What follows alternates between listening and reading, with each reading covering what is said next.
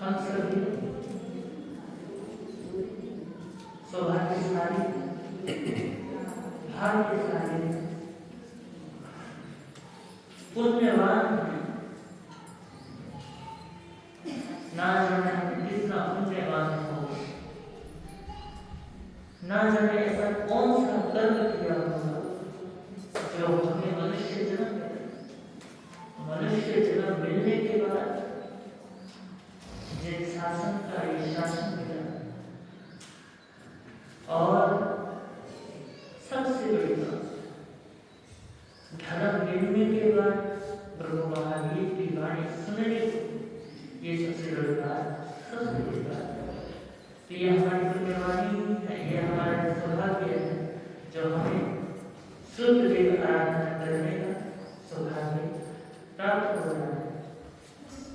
तो शुद्ध देव में प्रवेश करें उससे पहले वही प्रतिदिन गाया जाने वाला गीत जो इस शुद्ध देव के प्रति हमारी श्रद्धा को बढ़ाता है, और इसीलिए आपसे रोज ये गीत मैं दोहराता हूँ और मुझे भी क्या आनंद आता है। आपको आता है या नहीं आता, लेकिन मुझे होता है। तो लीजिए। वीर प्रभु की अंतिम वाणी, वीर प्रभु की अंतिम वाणी, पुत्र हृदय को खोलो, जय जिन वाणी बोलो, जय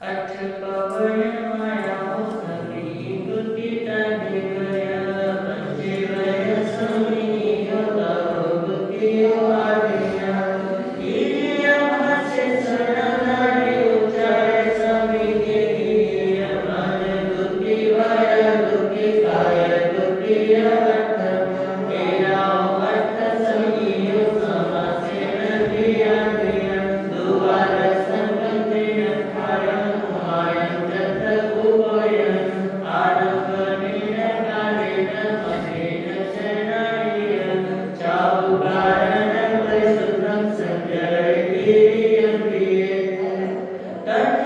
तत्त्वानपनुनां तत्सनं शरणं तावपादयति अस्य बुद्धिर्वक्ये उपभवन्ति तपो कृतौ चैव कालौ भावौ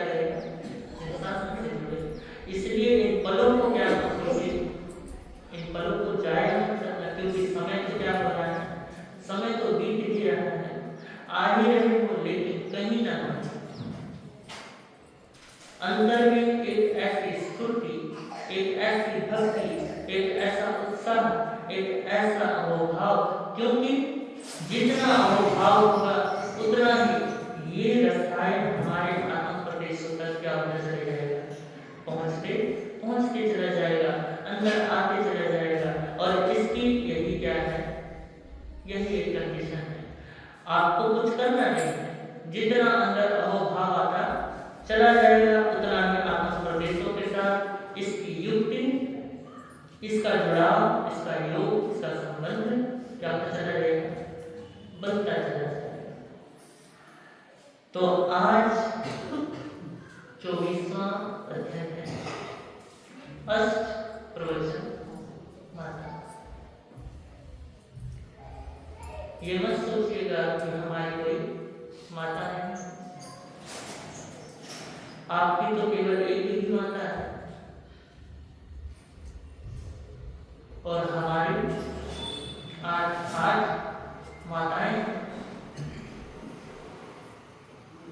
पहले के समय में राजा महाराजाओं के जो पुत्र होते थे, सेठों के जो पुत्र होते थे, और आपने अगर इस पर पढ़ा भी है कि उनको 5-5 भाई माता क्या करती थे, पालती थे। लेकिन हमें जो संसार को छोड़ करके जिन शासन से जुड़ता है, जो जिन शासन में दीक्षित होता है, प्रभु महावीर ने उस साधन के लिए 8 माताओं को क्या किया है, नियुक्त किया है। 8 माताओं को क्या किया है, उन बालकों के लिए, क्योंकि हम सब क्या है, उनके बालक ही हैं। वो हमें चलना सिखाती है, क्योंकि माता क्या करती है, चलना सिखाती है, माता बोलना सिखाती है, कैसे रहना है, कैसे जीना है, माता ये सिखाती है। कैसे सोना है, कैसे उठना है, कैसे चलना है, और किस प्रकार बोलना है, कैसे खाना है, कैसे ग्रहण करना है, कैसे छोड़ना है, और कैसे अगर आहार कर रहे हैं तो उसको निकालना भी, वो भी क्या है, वो भी माता सिखाती है। तो भगवान ने हम सभी के लिए 8 माताओं का वर्णन किया है। और माता और बालक को क्या चाहिए, बालक क्या अपेक्षा रखता है, माँ को पता होता है कि बालक को क्या खिलाना चाहिए और क्या नहीं खिलाना चाहिए, बालक के स्वास्थ्य के लिए क्या अच्छा है, बालक के स्वास्थ्य के लिए क्या अच्छा नहीं है, वो कौन डिसाइड करती है, माँ डिसाइड करती है। और इसलिए कहते हैं कि घर का खाया हुआ भोजन, जो भी घर का भोजन करता है, जो भी बच्चे हैं, बड़े हैं, जो भी हैं, जो भी घर का भोजन करते हैं, वो हमेशा स्वस्थ रहते हैं। लेकिन जो रेडी वाले हैं, जो होटल वाले हैं, यहाँ जो भोजन करते हैं, वो बीमार क्यों रहते? क्योंकि वो आपके स्वास्थ्य को नहीं देखते, वो आपके स्वाद को देखते हैं। क्या देखते हैं? वो आपके स्वाद को देखते हैं कि किसी तरीके से मैं इस प्रकार के मसाले डालूं जो आपको एक बार क्या हो जाए, मुंह लग जाए और घर का खाना भूल जाए और बार बार हमारे यहाँ आए। तो ये क्या है, ये माता डिसाइड करती है। और आजकल डॉक्टरों की जो दुकानें चल रही हैं सबसे ज्यादा, तो किस वजह से चल रही है? जो ये दुकानें खुली है ना खाने के लिए, इसी वजह से डॉक्टरों की दुकानें चल रही है। आप मानो है ना, चलो छोड़ो। तो भगवान ने 5 समितियों का क्या किया है, वर्णन किया है। एरिया समिति यानी विवेक पूर्वक चलना, किस प्रकार चलना है, किस प्रकार कब चलना है, कैसे चलना है। भगवान ने बताया है कि अगर चलना है तो 4 हाथ आगे देख करके चलो। एक चींटी भी क्या ना हो जाए तो उसे मर न जाए। फिर कहा भाषा समिति, विवेक पूर्वक बोलो। अगर कोई तुम्हें कड़वा भी बोले तो तुमको कड़वा नहीं बोलना है। और आता है ना भाषा समिति के विषय में, जे कोई अतिचार आज्ञा बोलने में आरंभ भाषा सर्कस कठोर पर प्राणी को पीड़ाकारी छेदकारी भेदकारी तरहकारी सावध्यकारी निष्ठेकारी मिश्र रूपी भाषा बोले तो 10 शिक्षा में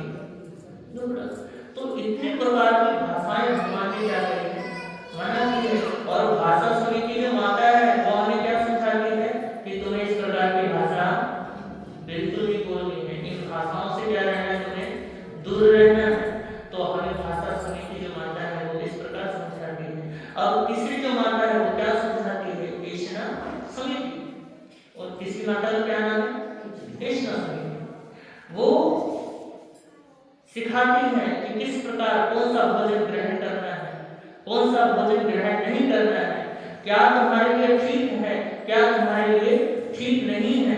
वो क्या कौन सिखाती है? वो ऐशना समिति सिखाती है।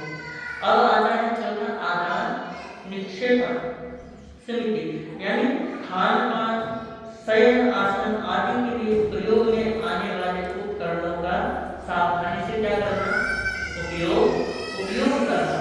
फिर आता है प्रतिष्ठापना समिति, कहते हैं कि मल मूत्र आदि के लिए त्याग के उचित स्थान का क्या करना, उचित स्थान की खोज करना, उसका उपयोग करना।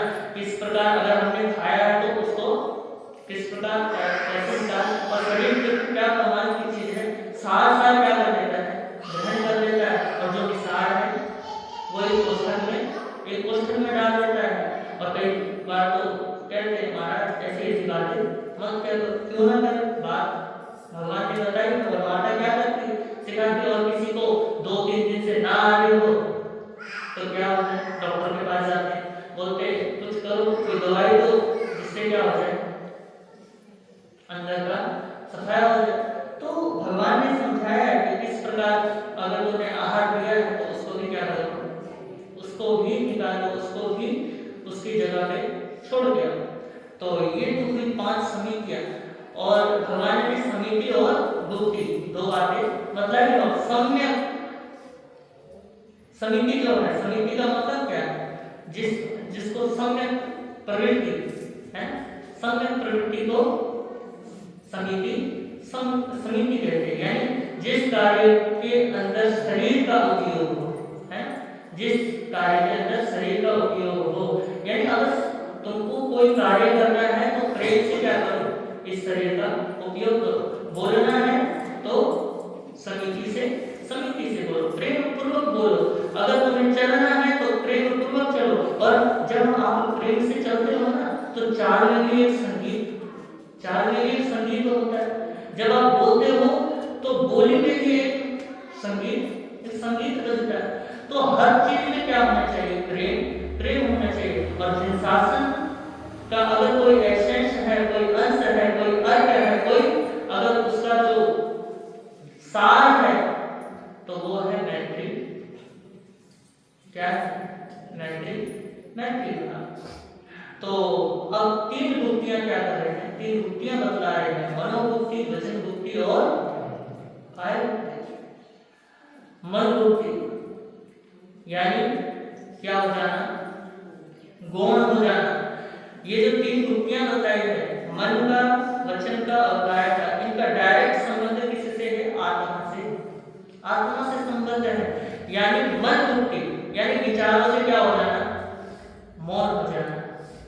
और फिर आता है वचन बुद्धि यानी मौन रखना। यहाँ पहले विचारों से मौन रखा गया, फिर वचन से मौन रखा गया। कई लोग तो गजब का मौन रखते हैं, मौन भी आजकल के तरीकों का हो गया। कई बार तो मौन रखते हैं और क्या करते हैं, बोलते हैं ए पंखे पानी पिला देना। इस प्रकार से क्या करते हैं, निर्जीव को बोलते हैं और बोलना किसी और को, लेकिन कहते हैं निर्जीव को है। और इससे बढ़िया तो क्या करना चाहिए, सीधा उसको बोल देना चाहिए। लेकिन अगर उनको बोलो भैया ये क्या कर रहा है, तो महाराज पंखे को बोलने से मौन थोड़ी ना टूटता है। तो ये जो है तर्क निकालना, रास्ता निकालना। तो मनोबुद्धि, मन से क्या कर जाना, मन से मुक्त हो जाना, विचारों से बिल्कुल शून्य हो जाना, विचार भी नहीं आने देना। और जब विचार भी नहीं आएंगे तो वचन में बात, भाषा बोलना क्या हो जाएगा, खत्म होते चले जाएगा। और वचन की जरूरत नहीं पड़ेगी, आपको बोलने की जरूरत नहीं पड़ेगी, क्योंकि अंदर से विचार खत्म हो चुके हैं। और काय बुद्धि, काय से क्या हो जाना, गौण हो जाना। ऐसा व्यवहार नहीं करना जिससे क्या हो, किसी प्राणी को कष्ट हो। तो कहते हैं कि अगर राग द्वेष इन 3 चीजों से, मन बुद्धि, वचन बुद्धि और काय बुद्धि से जुड़ जाए तो वहां पे आरंभ भी होता है, समारंभ भी होता है। आरंभ, समारंभ, समारंभ, ये तीनों चीजें होती हैं। तो जहां पे राग है, द्वेष है, मोह है, वहां पे आपको क्या होगा, क्या होगा, हर चीज आपसे पाप कर्म कराता चला जाएगा। हर जगह आपको क्या कराएगा, पद भ्रष्ट कराता चले जाएगा। तो ये जो 8 माताएं क्या करती हैं, हमें सचेत करती है कि कहाँ पे आपको चलना है, कहाँ पे किस प्रकार बैठना है, कहाँ पे तुम्हें बोलना है, कहाँ पे तुम्हें नहीं बोलना है, तुम्हें किस प्रकार भोजन करना है, किस प्रकार भोजन नहीं करना है, किस प्रकार आहार ग्रहण करना है, किस प्रकार मलमूत्र को विसर्जन करना है। हर चीज क्या कही है, भगवान ने कही है। तो ये अष्टप्रवचन माता है। और हमारे जन शासन का जो सारांश है, जो अंश है, वो क्या है, मैत्री भाव है। और कहा तो समिति जिसमें सम्यक प्रवृत्ति हो, यानी तुम बोलो तो प्रेम से बोलो, अगर तुम्हें चलना है तो प्रेम से चलो, क्योंकि जन शासन का सार मैत्री भाव है। और आपको मैं बताऊं, मैत्री भाव कब आता है, जहां प्रेम होता है। आज से शायद 60-70 साल पहले की बात बता, क्योंकि बड़ों से सुना है, और उससे पहले तो और भी ज्यादा सुदृढ़ समाज रहा होगा। तो उस टाइम, उस समय, क्योंकि श्रावक उन्हें कहा जाता था जिनके कोर्ट कचहरी में कभी केस लड़े नहीं जाते थे। कभी कोई जैन कोर्ट कचहरी में गया नहीं, श्रावक उसे ही कहा जाता है। और मैत्री भाव क्या हो चुका है, खत्म हो चुका है। तभी तो ये लड़ाई हमारी और ज्यादा समझाने की जरूरत ही नहीं है, आप तो समझदार हो, समझते ही हो। तो पहले के श्रावक श्राविका क्या करते थे, भावना भावते थे कि हमारे यहाँ क्या करेंगे, संत आएंगे। और ये बात बता दो कि उस टाइम जो संवत्सरी, क्योंकि हमारे यहाँ संवत्सरी पर्व हर साल आते हैं, और पहले क्या करते थे, संवत्सरी पर्व में सारे रगड़े झगड़े क्या कर देते थे, खत्म कर देते थे। जो भी बात होती थी संवत्सरी पर्व के लिए खत्म हो जाया करती थी। तो श्रावक श्राविका इस प्रकार से भावना पाया करते थे कि हमारे यहाँ साधु पधारे, और साधु पधारे तो गोत्री लेंगे, और हमारे लड़ाई झगड़े से, क्लेश से कहीं भोजन में ऐसी विकृति ना आ जाए जिससे साधु अगर भोजन ग्रहण करेगा तो वो भी समाज को तोड़ने का ही काम करेगा। क्योंकि भोजन जैसा खावे अन्न वैसा होए मत। तो इस प्रकार की भावना पाया करते थे। और अगर आज आप सभी क्लेश में हो, अगर लड़ाई झगड़े में हो, अगर ऐसी बातें हैं, तो अगर हम आपके यहाँ से भोजन ग्रहण करते हैं तो ये हमारे साधुत्व के ऊपर क्या है, प्रसन्न चिन्ह है। और हम साधु वाणी की वजह से नहीं है, हम साधुता की वजह से क्या है, साधु है। साधु भाव की वजह से क्या है, साधु भाव की वजह से साधु है। तो अब रही बात गोत्री की, तो जहां तक मुझे लगता है, हो सकता है गलत भी हो सकता है, सोच रहा हूं, और शायद आपको भी ऐसा लगता हो या ना लगता हो, लेकिन मुझे ऐसा लगता है कि ऐसा 20-30 सालों बाद हमारे लिए गोत्री भी किससे आया करेगी, जोमेटो से, स्विगी से, इस प्रकार से ऑनलाइन क्यों हुआ करेगी? क्योंकि आप घरों में होगे, क्योंकि हमारा श्रावक इतना बड़ा हो गया है कि या तो कमरे में बैठा रहेगा, या किसी पार्टियों में चला जाएगा, या इधर उधर चला जाएगा, और गोत्री को कराता है रसोई। लेकिन आपके यहाँ मैंने देखा है, सारे जिनके घर गया हूँ, सारे स्वयं क्या करते हैं, भोजन कराते। लेकिन मैं उन जगह की बात कर रहा हूँ, शहरों और भी जगह है जहाँ पे क्या करते हैं, रसोई भोजन कराते हैं। श्रावक श्राविका क्या करते हैं, या तो कमरे में बैठे रहेंगे, या इधर उधर। तो ऐसा लगता है जिस प्रकार से समय का प्रभाव क्या हो रहा है, बदल रहा है, जैसे समय बीत रहा है, वैसे वैसे परिवर्तन आ रहा है। तो ये भी क्या है, ये समय का प्रभाव है। तो ये 8 प्रवचन माता का भगवान ने वर्णन किया है। और जो इनकी सन्निधि में, जो इनके अंतर्गत रहता है, जो इनके सानिध्य में रहता है, क्योंकि जो माता से अलग हो जाए वो क्योंकि अगर जो बालक माता के पकड़ के नहीं रहा, वो बालक क्या हो जाता है, स्वच्छंद हो जाता है, बिगड़ जाता है। उसी प्रकार जो भी साधक है, जो उनके सानिध्य में रहता है, जो उनकी सन्निधि में रहता है, इन 8 माताओं के देख रेख में रहता है, वो सदैव अपने लक्ष्य को क्या करता है, प्राप्त करता है। तो ये 24वां अध्याय का सार हुआ। और चलते हैं दीपिका में।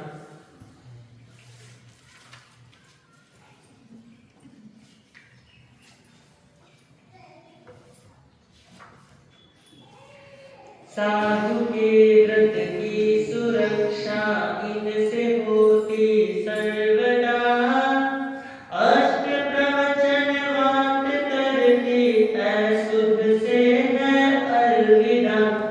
रक्षा करे रात दिन साधकों की साधना, मुक्त करके भव भ्रमण से इनकी सम्यक पालना, मुक्त करके भव भ्रमण से इनकी सम्यक साधना। वीर प्रभु की अंतिम वाणी, वीर प्रभु की अंतिम वाणी, सुन लो सुना लो, जीवन धन्य बना लो, जीवन धन्य बना लो। उत्तराखंड में तुम दिव्य होगे, उत्तराखंड में तुम दिव्य होगे। प्रभु शिक्षा अपना लो, जीवन धन्य बना लो, जीवन धन्य बना लो। 5 समिति 3 है दुक्ति, अष्ट है प्रवचन माता, सम्यक पालन करके साधक परम लक्ष्य को पाता। माता के समरक्षा करके, माता के समरक्षा करके, इनका ध्यान रखा लो, जीवन धन्य बना लो, जीवन धन्य बना लो। ये जो 8 प्रवचन माता है, ये केवल साधुओं के लिए नहीं है। साधु तो इस बात का ध्यान रखें कि हमें इन 8 माताओं के सन्निधि में रहना है, इन्हीं के दिशा निर्देश में हमें कार्य करना है। लेकिन श्रावक लोग कह देते हैं कि महाराज ये अष्ट प्रवचन माता जो है, ये आपके लिए तो है, हम तो चाहे कुछ भी कर सकते हैं। लेकिन ऐसी बात नहीं है। भगवान ने कहा है कि श्रावक क्या है, श्रावक का अनुव्रती है, और अनुव्रती क्या करते हैं, उस चीज का पालन करते हैं। साधु क्या करता है, पूर्ण तरह से पालन करता है, लेकिन श्रावक का भाव रहता है कि मुझसे जहां तक क्या होगा, जहां तक कोशिश हो सकती है मैं वहां तक प्रयास करूंगा और उसकी पालना करूंगा। कई बार तो श्रावक कहते हैं कि गुरु महाराज हम आप में भगवान देखते हैं। क्या कहते हैं, हम आप में भगवान देखते हैं। तो हम भी कहते हैं कि श्रावक जी हम भी आप में देवता देखते हैं। क्योंकि अगर आप साधु को अरिहंत के रूप में देखते हो, भगवान के रूप में देखते हो, तो हमारा श्रावक भी तो देव और देवी के रूप में है। तो इस बात का आपको क्या रखना है, ध्यान रखना है कि अष्ट प्रवचन माता केवल साधुओं के लिए नहीं, श्राविका के लिए भी है। वो भी क्या करे, इसका अभ्यास करे। तो इंद्रिया भाषा और ऐषणा आदानम उच्चारण, मन वचन काया की दुक्ति से है साधु आचारम। अंतर्हित है प्रवचन इनमें, अंतर्हित है प्रवचन। क्योंकि द्वादश संहिता क्या है, इसमें सार है प्रभु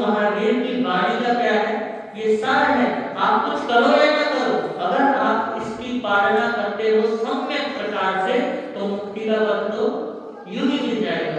तो कहते हैं अंतर्हित है प्रवचन इनमें, अंतर्हित है प्रवचन इनमें, पथ का बोध करा दो, जीवन धन्य बना लो, जीवन धन्य बना लो। क्रिया की परिशुद्धि करने कारण चार से साधक, काल मार्ग और आलम्बन से यत्न से हो पालक, बोध अहिंसा का हो सब में, बोध अहिंसा का हो सब में, क्रिया शुद्धि पालो, जीवन धन्य बना लो, जीवन धन्य बना लो।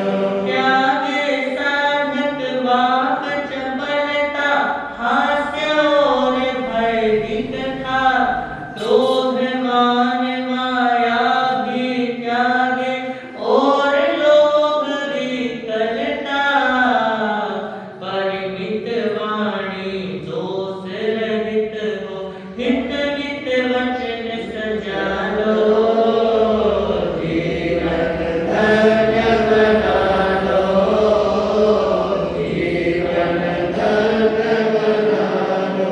सत असत दोनों का चिंतन निश्चय योग कहलाता, सत असत दोनों नहीं जिसमें व्यवहार योग कहलाता, निर्चीर विवेकी बनकर असत दृष्टि छुड़ा लो, जीवन धन्य बना लो, जीवन धन्य बना लो।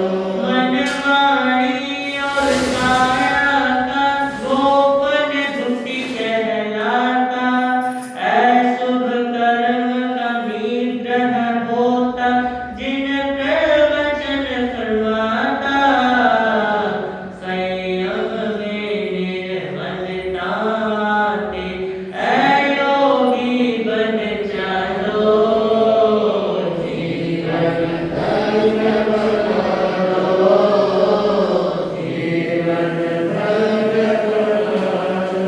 इसी तरह से वचन गुप्त के चार भेद बतलाए, सत्य असत्य मिश्र व्यवहार वचन रूप दिनाए, मनोबुद्धि से अर्थ समझ के असत वचन को टालो, जीवन धन्य बना लो, जीवन धन्य बना लो।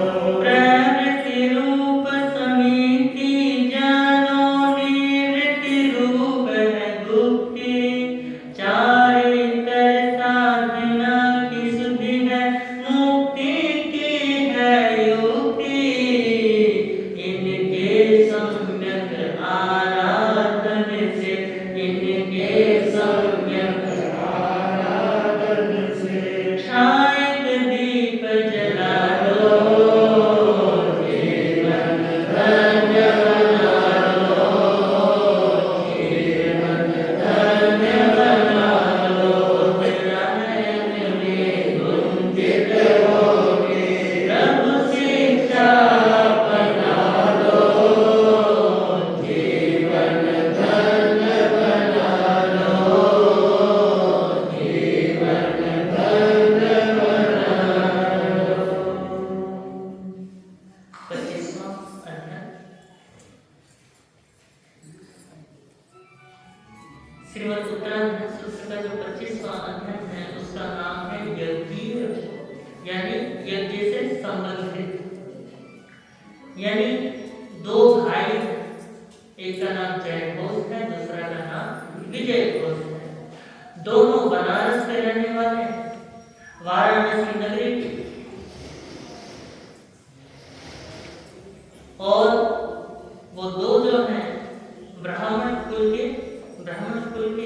व्यक्ति हैं और जातिवाद, ब्राह्मणवाद, यज्ञ, हिंसा आदि क्या करते हैं, हमेशा करते हैं। क्योंकि प्रकांड विद्वान है, वेदों की ज्ञाता है, तो क्या करते हैं, यज्ञ हवन करते हैं।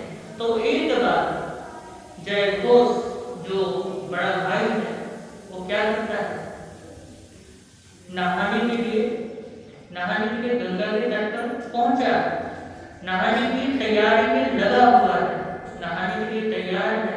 इतने में कोई दृश्य देखता है, गजब का दृश्य देखता है कि एक मेढक को सांप ने क्या कर रखा है, मुंह में पकड़ रखा है, निकलने के प्रयास में, क्योंकि हो सकता है मेढक बड़ा हो और निकला ना चाहे। और जो मेढक है उसने अपनी जीभ से एक मक्खी को पकड़ रखा है और जीभ लगा रहे हैं कि हम क्या करते हैं, दूसरी मक्खी को भी पकड़। इतने में ऊपर से एक पूरा पक्षी यानी बाज टाइप का, गिद्ध टाइप का कह लो या गरुड़ टाइप का पक्षी क्या करता है, सांप पे झपट्टा मारता है। लेकिन सांप मेढक को नहीं छोड़ रहा, मेढक मक्खी को नहीं छोड़ रहा और गरुड़ सांप को नहीं छोड़ रहा। जबकि मेढक को मौत सांप में दिखाई दे रही है, लेकिन आसक्ति खाने के लिए प्रति पूरी है। तो उस दृश्य को देख करके जयघोष सोचने लगा, यही तो संसार है कि सबल निर्बल को क्या करता है, दबाता है, बड़ा छोटे को दबाता है। तो सोचने लगे कि मृत्यु भी सामने है, लेकिन इनकी आसक्ति क्या नहीं हो रही, आसक्ति नहीं छूट रही। उसी प्रकार हम भी संसार में फंसे पड़े हैं, लेकिन हमारी आसक्ति क्या नहीं हो रही, हमारी आसक्ति नहीं छूट रही है। तो सोचने लगे कि मेरे सामने भी मौत है, लेकिन मेरे को क्या नहीं है, मेरे को भी संसार के प्रति आसक्ति है, मौत का कोई डर नहीं है। क्योंकि आपने कईयों को मरते हुए देखा है, लेकिन कभी ये नहीं सोचते कि कभी हमारी बारी क्या है, सोचते बेचारे चला इस संसार, जैसे पता नहीं आप जिंदगी भर यही रहने वाले। तो कभी हम ये सोचते नहीं कि हमारी मौत भी आने वाली है। तो इस प्रकार से सोच करके उन्होंने क्या कर लिया, वहां से वैराग्य प्राप्त करके जैन श्रवण दीक्षा, जैन साधु बन गए और उन्होंने साधना के जरिए, साधना कर करके, तप कर करके शरीर को क्या कर दिया है, कृष कर दिया है, बिल्कुल शरीर सूख चुका है, कांटा हो चुका है सूख करके। तो एक बार मांस काटने के लिए वो वाराणसी नगरी में पहुंचते हैं और वाराणसी नगरी में डायरेक्ट वो अपने घर यानी जहाँ पे उसके छोटे भाई ने विजय घोष ने यज्ञ, बहुत बड़ा यज्ञ का क्या कर रखा है, आयोजन कर रखा है। और वहां पे क्या होते हैं, गोचरी के लिए पहुंचते हैं। और इसके पीछे उनका यही उद्देश्य था कि मैं अपने भाई को क्या करूं, मैं अपने भाई को समझाऊं, मैं अपने भाई को उपदेश दूं कि सच्चाई क्या है, और मैं उसको जीवन की सच्चाई से अवगत कराऊं। क्योंकि वो अब आत्मा से क्या हो चुके हैं, आत्मा से जुड़ चुके हैं, उन्होंने आत्मा का ज्ञान क्या कर चुके हैं, प्राप्त कर चुके हैं और आत्मा से पूर्णतः जुड़ चुके हैं। तो वो पहुंचे हैं और इधर से विजय घोष, क्योंकि शरीर क्या है, कृष्ण है, तो पूरा तरीके से शरीर सूख चुका है, तो पहचान भी बिल्कुल नहीं है। बस इतना पता चला कि सामने से कोई जैन साधु आ रहे हैं। और जैसे ही वो वहां पहुंचे हैं गोचरी के लिए, उन्होंने कहा कि चलो यहाँ से चलो, क्योंकि यहाँ पे ब्राह्मणों के लिए क्या बनाया है, ब्राह्मणों के लिए, वेद पाठकों के लिए क्या बनाया है, भोजन बना है, तुम जैसे लोगों के लिए नहीं बना है। तो उन्होंने तब वहां पे कहा कि तुम्हें सच्चाई के बारे में पता ही नहीं है, तुम वेद के मुख को नहीं जानते, यज्ञों का जो मुख है उसे भी नहीं जानते, जो नक्षत्रों का मुख है उसे भी नहीं जानते, और जो धर्मों का मुख है उसे भी नहीं जानते। अगर तुम जानते हो तो मुझे क्या करो, मुझे बताओ। जब ये सवाल सुना तो विजय घोष क्या हो गया, विजय घोष हिल गया। उसने देखा कि जो संत है बड़े ज्ञानी, बड़े विद्वान लगते हैं, बड़े ज्ञानी लगते हैं, तो ये सही जवाब नहीं दे पाए। तो ब्राह्मणों ने कहा कि हे बंदे, हे मुनि, आप क्या कीजिए, हमारा समाधान कीजिए। आप यही बताइए कि वेद का मुख क्या है, और यज्ञों का जो मुख है वो क्या है, नक्षत्रों का जो मुख है वो क्या है, और धर्मों का मुख क्या है वो भी बताइए। तब जय घोष मुनि ने उत्तर दिया कि वेदों का जो मुख है वो है अध्यात्म रूपी अग्नि। क्या है? वेदों का मुख क्या है? अध्यात्म रूपी अग्नि। और यज्ञों का जो मुख है संयमी आत्मा क्या है? संयमी आत्मा साधक है, यानी जो आत्मा है वो है यज्ञों का जो मुख है। और नक्षत्रों का जो मुख है वो है चंद्र। क्या है? चंद्रमा। नक्षत्रों में अगर आपका कोई ज्योतिषी कुंडली देखता है तो क्या देखता है कि आपका चंद्रमा कैसा है। तो नक्षत्रों का जो मुख है वो क्या है? चंद्रमा। और धर्मों का जो मुख है वो है ऋषभ, यानी ऋषभ देव भगवान ने धर्म की क्या की थी? स्थापना की थी। उन्होंने ही धर्म को क्या किया था? धर्म को चलाया था। उन्होंने ही मसी कृषि कर दिए थे। उन्होंने ही कर्म युग का प्रारंभ क्या किया था, क्योंकि उससे पहले कर्म भूमि थी। उन्होंने ही कर्म युग की स्थापना की थी, यानी शुरुआत की थी। तो उन्होंने बताया कि धर्म क्या है, धर्म का जो मुख है वो ऋषभदेव भगवान है। तो इस प्रकार बता करके उसे संयम जीवन के बारे में क्या किया?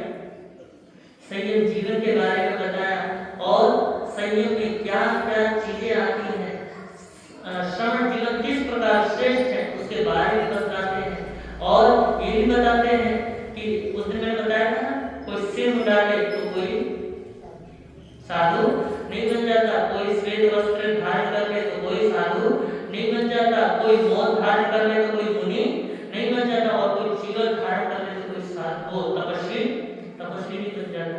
तो इस प्रकार समझाते हैं। और विजय घोष है वो जब अपने बड़े भाई से इस प्रकार का उपदेश सुनता है और सुन करके मन में अहोभाव क्या होते हैं, उमड़ते हैं, और जिनवाणी के प्रति क्या होती है, उनकी भक्ति जागती है। तो वहीं पे उन्होंने सच्चे यज्ञ का क्या कर दिया? प्रतिज्ञा कर ली कि अब मैं क्या करूंगा?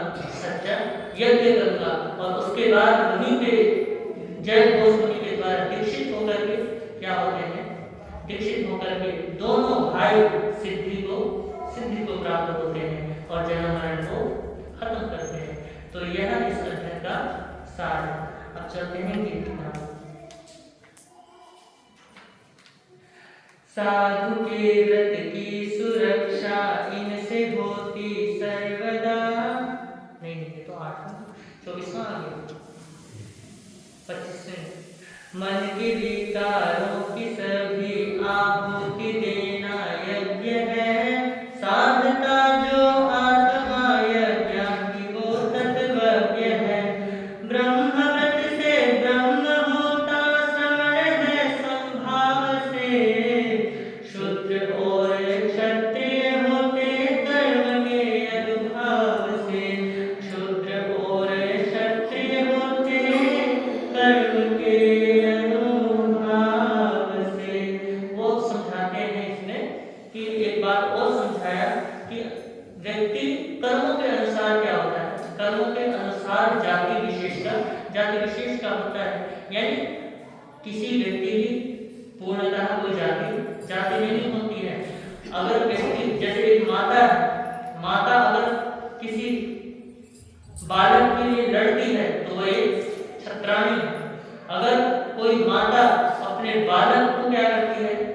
पालती है, खिलाती है, तो वो क्या है? एक वेश्या, बढ़िया है, क्योंकि कमाकर के क्या कर रही है? खिला रही है। और वही माता अगर अपने बालक का खाया हुआ जिसमें उसने खाया है अगर वो बर्तन धोती है तो वही माता शुद्ध होती है। अगर बच्चे ने क्या कर दिया लैट्रिन वगैरह कर दिया तो उसका जो सफाई करती है तब वो माता वही माता शुद्ध होती है। तो कर्मों के अनुसार जो व्यक्ति जो कर्म करे अनुसार उसी जाति का हो जाता है। तो ये बात इसमें बताई गई है। और ब्राह्मण और श्रमण में फर्क बताया है कि ब्राह्मण किसे कहते हैं और श्रवण किसे कहते हैं। ब्राह्मण वो जो ब्रह्म में क्या करता हो, रमण करता हो, क्या जो ब्रह्म में रमण करता हो, जो अपनी आत्मा में रमण करता हो, उसे ब्राह्मण कहते हैं। और जो संभाव में रमण करता हो उसे उसको श्रवण कहते हैं। अब चलते हैं आगे। वीर प्रभु की अंतिम वाणी, वीर प्रभु की अंतिम वाणी, सुन लो सुना लो, जीवन धन्य बना लो, जीवन धन्य बना लो। वाराणसी नगरी में रहते महायशस्वी याज्ञिक, विजय घोष जय घोष सहोदर, कर्मकांड में वैदिक, हिंसा जनित यज्ञ करते थे, हिंसा जनित यज्ञ करते थे। भाव यज्ञ अपना लो, जीवन धन्य बना लो, जीवन धन्य बना लो। एक दिन गंगा में देखा था सांप निगलता दादुर, इतने में एक पूरर आया, लगा निगलने फणधर। मरण काल में ये आसक्ति, मरण काल में ये आसक्ति, देख विरक्त जगा लो, जीवन धन्य बना लो, जीवन धन्य बना लो। दृश्य देख जय घोष हुआ प्रतिबोधित निर्मोही, पंच महाव्रत धारण करके बना स्मरण आरोही। जन्म मरण से जो मुक्ति दे, दया धर्म को पालो, जीवन धन्य बना लो, जीवन धन्य बना लो। एक बार जय घोष मुनि जी वाराणसी में आए, उसी समय में विजय घोष ने द्रव्य यज्ञ करवाए। भिक्षा दे तो यज्ञ में पहुँचे, भिक्षा नियम निकालो, जीवन धन्य बना लो, जीवन धन्य बना लो। मुनिवर को नहीं पहचाना तो विजय घोष ब्राह्मण ने, भिक्षा जब मांगी मुनिवर ने, ब्राह्मण लगा बिगड़ने। नहीं मिलेगी भिक्षा तुमको, अन्य जगह बढ़ता लो, जीवन धन्य बना लो, जीवन धन्य बना लो। रुष्ट तुष्ट नहीं हुए मुनि, भिक्षा नहीं देने पर, मोक्ष गवेषक मुनिवर बोले, याज्ञिक हित को धर कर, खाने पाने के लिए न बोले, आशय इसका निकालो,